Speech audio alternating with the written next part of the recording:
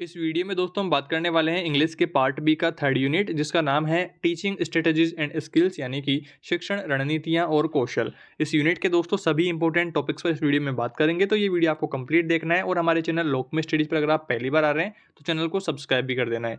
देखिए दोस्तों, इस यूनिट का सबसे इंपॉर्टेंट क्वेश्चन यहाँ पर बनता है कि what is the main M of teaching composition. अगर आपको ये क्वेश्चन एक नंबर का पूछना होगा तो इस तरह से पूछेगा, या फिर आपको बड़ा क्वेश्चन पूछ सकता है कि डिफाइन कीजिए टीचिंग कंपोजिशन के एम्स को।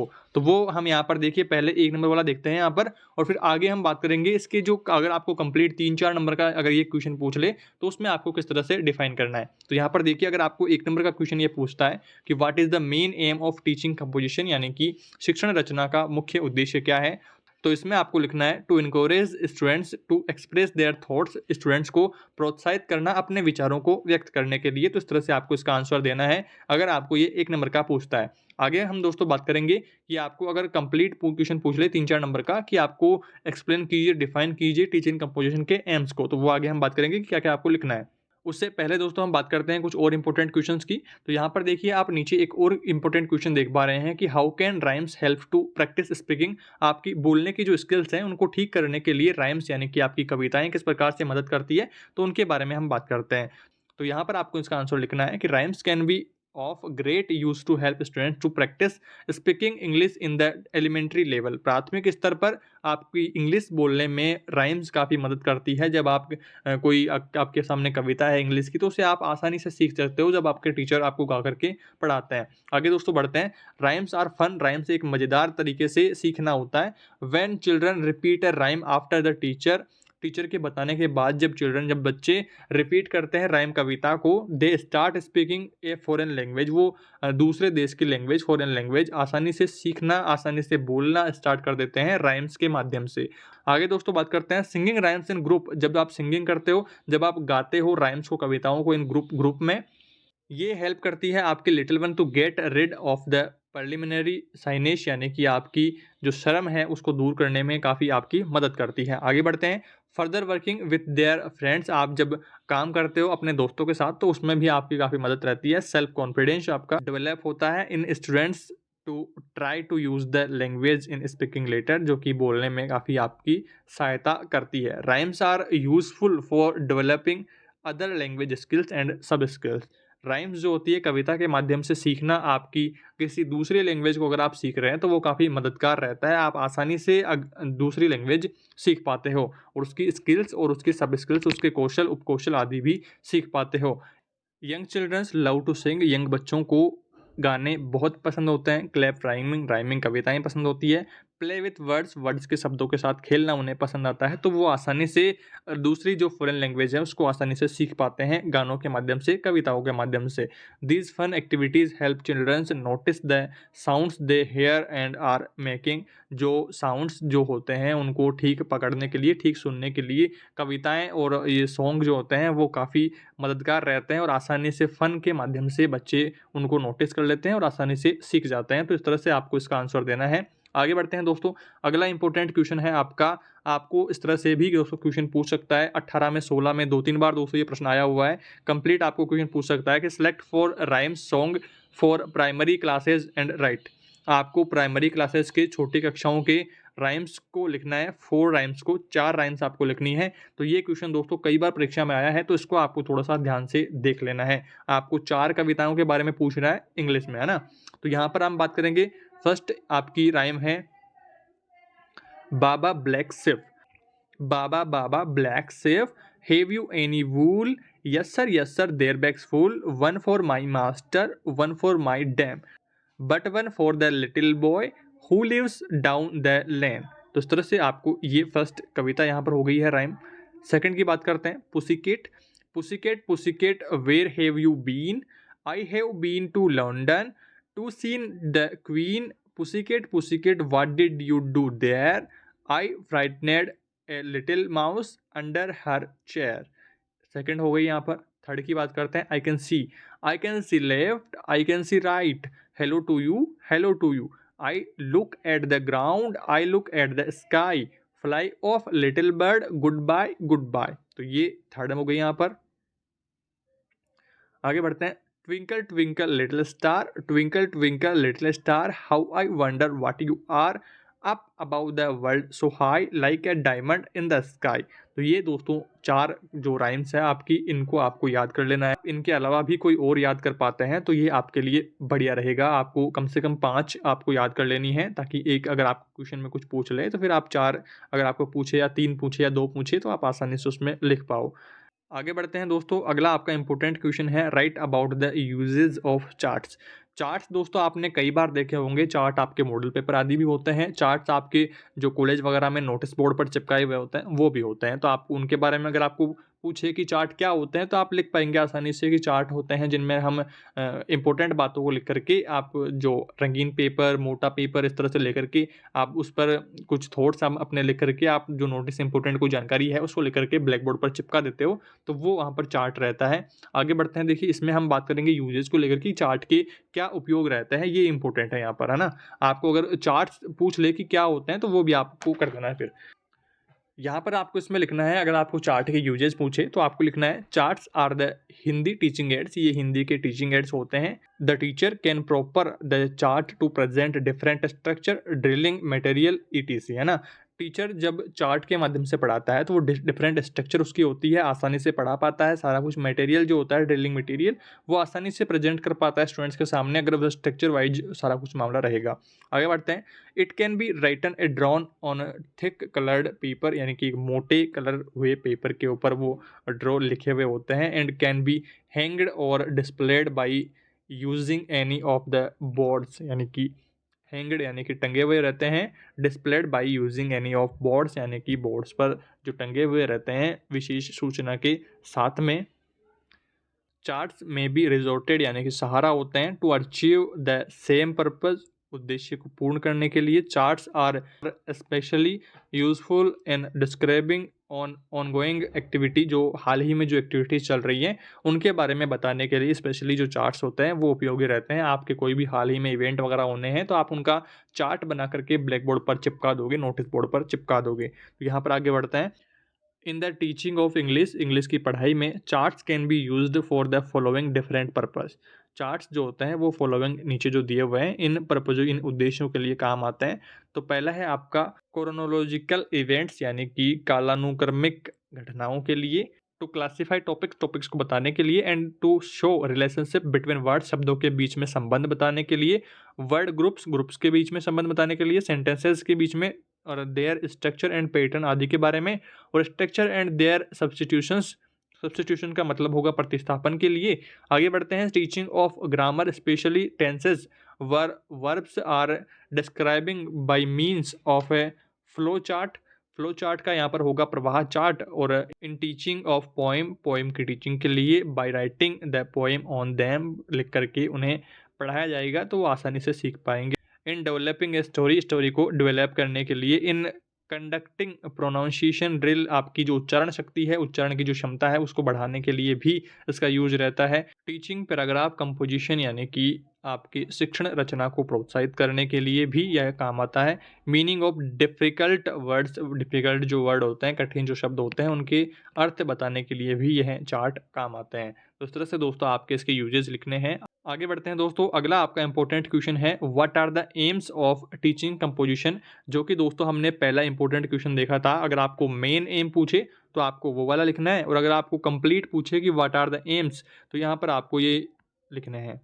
फर्स्ट है टू एनकरेज, यानी कि प्रोत्साहित करना द स्टूडेंट्स, विद्यार्थियों को, टू एक्सप्रेस देयर आइडियाज़, उनके आइडियाज़, उनके विचार बताने के लिए। इन राइटिंग, लिखित में। In an organised and systematic way, एक क्रमबद्ध तरीके से जो बच्चे होते हैं, स्टूडेंट्स होते हैं, उनके आइडियाज़ को बताने के लिए प्रोत्साहित किया जाता है। सेकेंड है टू कम्युनिकेट इन्फॉर्मेशन, इन्फॉर्मेशन के लिए कम्युनिकेट किया जाता है। That could be followed readily by the intended reader, यानी कि इच्छित पाठक के द्वारा। आगे बढ़ते हैं। थर्ड नंबर पर है the enable the students to arrange their ideas in writing at reasonable speed and with accuracy, यानी कि शुद्धता के साथ में और रीजनेबल स्पीड में आपकी जो राइटिंग होती है उसको अरेंज करने के लिए, उसके आइडियाज़ को बताने के लिए ये यूजफुल रहता है। तो ये आपको करना है। आगे बढ़ते हैं। अगला आपका इंपॉर्टेंट क्वेश्चन है, डिफाइन, यानी कि परिभाषित कीजिए। ओरल, यानी कि मौखिक एक्सप्रेशन। मौखिक एक्सप्रेशन को और यहाँ पर आपको राइटन यानी कि लिखित एक्सप्रेशन को यहाँ पर बताना है और उनके यूजेस कहाँ पर हैं वो भी आपको बताना है। तो पहला दोस्तों हम बात करेंगे ओरल यानी कि मौखिक एक्सप्रेशन को लेकर के। तो मौखिक expression is a productive skill, एक प्रोडक्टिव स्किल है, यानी कि मैं आपको बोल करके सुना रहा हूँ तो आप सुन रहे हो, यानी कि आप प्रोडक्टिव स्किल ले रहे हो। मेरा प्रोडक्टिव स्किल बोलना हो गया यहाँ पर। तो पहली बात करते हैं ओरल यानी कि मौखिक एक्सप्रेशन की। तो मौखिक expression is a productive skill है और it expresses attitudinal meaning throat variation in pitch, high pitch range and pause. अब बात कर लेते हैं यूज को लेकर के।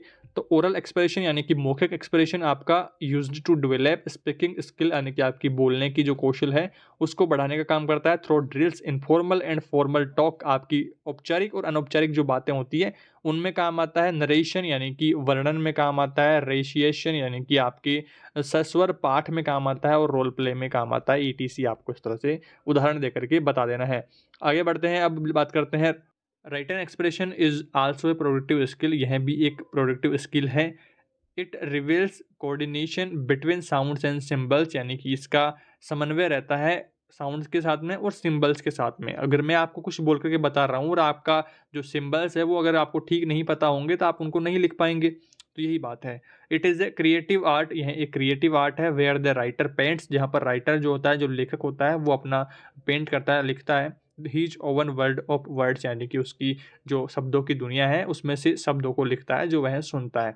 आगे देखिए इसके यूजेस आपको लिखने हैं कि written expression is used to enable the students to write creatively with a view in thinking and knitting ideas, यानी कि निटिंग आइडियाज़ का मतलब होगा कि अपने विचारों को बुनने के लिए यहाँ पर आप ठीक तरीके से, क्रिएटिव तरीके से आप वहाँ पर एक्सप्रेशन कर पाओगे, अपने विचारों को लिख पाओगे राइटन एक्सपेक्ट में। तो ये आपको लिखना है। आगे बढ़ते हैं, आपका अगला इंपॉर्टेंट क्वेश्चन है what is appropriate procedure of story telling, right in brief. आपको लिखना है संक्षेप में आपको स्टोरी टेलिंग के बारे में कि वो किस प्रकार से उपयुक्त रहती है। तो इसमें आपको लिखना है लर्नर्स आर आस्क्ड, लर्नर्स जो सीखने वाले होते हैं वो पूछते हैं टू नरेट फोक टॉक्स, यानी कि लोक कथाएं सुनाने के लिए। दे हैव हियर्ड, उनकी कहीं पे सुनी हुई, या फिर और अदर स्टोरीज दे नो, जो अलग कहानियाँ वो जानते हैं, उनको सुनाने के लिए आस्क्ड पूछते हैं। द टीचर में give them wordless picture books, यानी कि बिना अक्षरों वाली पिक्चर्स की सिर्फ पिक्चर्स उस बुक में होंगी तो वो टीचर उन्हें देता है। और ask them to work in pairs, यानी कि जोड़ने के लिए। And narrate the story, story सुनाने के लिए टीचर उनको पूछते हैं। स्टूडेंट्स में narrate the story in their mother tongue, student जो होते हैं उस कहानी को परिभाषित करते हैं, उस कहानी को सुनाते हैं उन मदर टंग में, अपनी मातृभाषा में। आगे बढ़ते हैं, यहाँ पर देखिए विद द टीचर, टीचर के साथ में सप्लाइंग सम इंग्लिश वर्ड्स, कुछ इंग्लिश वर्ड्स भी यूज करते हैं। एट द लेटर स्टेज, थोड़ी बाद की अवस्था में, थोड़े दिनों बाद में। They may be asked to retell the story in English gradually. The children can be motivated to narrate a story in English, जो टीचर्स होते हैं जो स्टूडेंट्स को आसानी से जब मदर टंग के साथ में इंग्लिश वर्ड सिखा देते हैं तो वो मोटिवेटेड रहते हैं स्टूडेंट्स की, आसानी से वो अपनी जो कहानी, उनको पिक्चर्स वाली जो बुक दी गई है उसमें से जो कहानियाँ हैं वो उनको आसानी से इंग्लिश में बता पाएंगे। आगे बढ़ते हैं, आपको देखिए यहाँ पर आगे और लिखने हैं कि children can be motivated to narrate a story in English, और gradually the teacher can be motivated to narrate a story that they have heard from someone. Children's अपनी जो स्टोरी है वो मोटिवेटेड हो जाते हैं कहानी सुनाने के लिए जो कि उन्होंने कहीं ना कहीं से सुनी है, समवन किसी न किसी से सुनी है, उसको सुनाने के लिए। आगे आपको इसमें लिखना है they may also be asked to imagine a situation and then tell the story. उनको एक इमेजिन करने के लिए, उनको कल्पना करने के लिए कहा जाता है और स्टोरी बताने के लिए कहा जाता है। For this the teacher needs to give cues through pictures, keywords और हिंट। टीचर के द्वारा उनको दिए जाते हैं, क्यूज दिए जाते हैं, हिंट दिए जाते हैं और पिक्चर्स भी बताई जाती है जिससे वो एक स्टोरी क्रिएट कर लेते हैं और उनको इंग्लिश में सुनाते हैं। इस तरह से आपको इसका हिंदी अनुवाद करना है। मैंने कोशिश करी है सारे वर्ड्स की हिंदी मीनिंग बताने की, फिर भी दोस्तों कोई मीनिंग छूट जाती है, कोई मिस हो जाती है तो आपको उसका गूगल से ट्रांसलेशन कर लेना है। और आगे बढ़ते हैं दोस्तों, अगला आपका इंपॉर्टेंट क्वेश्चन है कि what is writing, define it's elements का आपको डिफाइन करना है कि लेखन क्या है। पहले हम दोस्तों इसकी परिभाषा पर बात करेंगे और फिर बाद में उसके एलिमेंट्स पर बात करेंगे।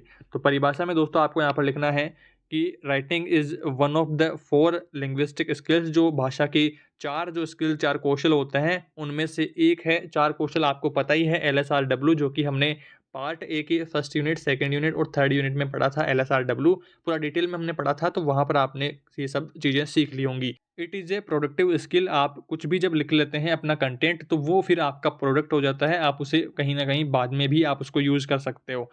इट रिक्वायर्ड्स यानी कि यहाँ प्राथमिकता देता है कोऑर्डिनेशन यानी कि संबंध में, बिटवीन साउंड्स और सिंबल्स में, ध्वनि में और उसके जो सिंबल्स हैं उनके बीच में यहाँ पर करता है। अगर मैं आपको कुछ और बोल रहा हूँ, आपको सिंबल्स नहीं पता है कि कैसे लिखना है, तो फिर वो मामला गड़बड़ा जाएगा। तो आपको जो मैं बोल रहा हूँ उसके सारे सिंबल्स पता होने चाहिए। अभी देखिए मैं आपको हिंदी में बोल रहा हूँ, तो आपको हिंदी के सभी सिंबल्स पता होने चाहिए कि मैं जो बोल रहा हूँ उसको आप सटीक आप लिख पाओ।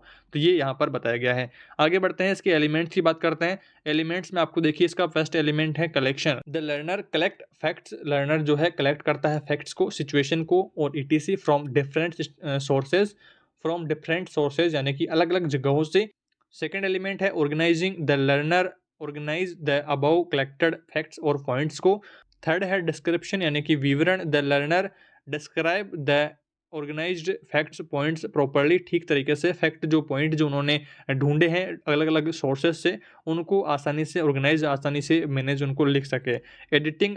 एडिटिंग भी काफ़ी इंपॉर्टेंट रोल अदा करती है। आप जब मेरे पिछले पिछले साल के या उससे पहले के जब आप मेरे वीडियोस देखेंगे, तो आपको काफ़ी कुछ कमियां उनमें लगेगी, और अभी के जो वीडियोस देखेंगे वो आपको प्रॉपरली काफ़ी ठीक उनमें एडिटिंग लगेगी। तो ये भी एडिटिंग का भी काफ़ी अहम रोल रहता है। The learners edits all these things.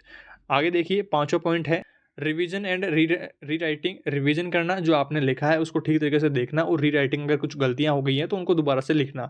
छठा है सीक्वेंसिंग, यानी कि सीक्वेंसिंग जरूरी होती है, क्रमबद्धता जरूरी होती है। आप पहले हमने यहाँ पर देखी इस बारे में, अगर हम राइटिंग की बात कर रहे हैं तो हमने राइटिंग की पहले परिभाषा देखी है और फिर उसके बाद में उसके एलिमेंट्स की बात की है। तो ऐसे सीक्वेंस क्रमबद्धता सब में होनी चाहिए, तभी जो आपकी राइटिंग है वो अच्छा निखर करके सामने आएगी। आगे देखिए सातवां पॉइंट है use of proper linkers punctuation marks. यानी कि देखिए इसका थोड़ा सा हिंदी अर्थ मैं आपको बता दूं कि आपको, अगर आप कोई हिंदी की लाइन लिख रहे हैं तो उसमें आप फुल स्टॉप लगाएंगे सेंटेंस कंप्लीट होते ही, और इंग्लिश में अगर आप लिख रहे हैं तब भी आपको फुल स्टॉप लगाना होता है, डॉट कॉमा लगाना होता है। अगर आपको उसी सेंटेंस में कोई दूसरी बात बतानी है तो फिर उसमें आपको कॉमा लगा देंगे।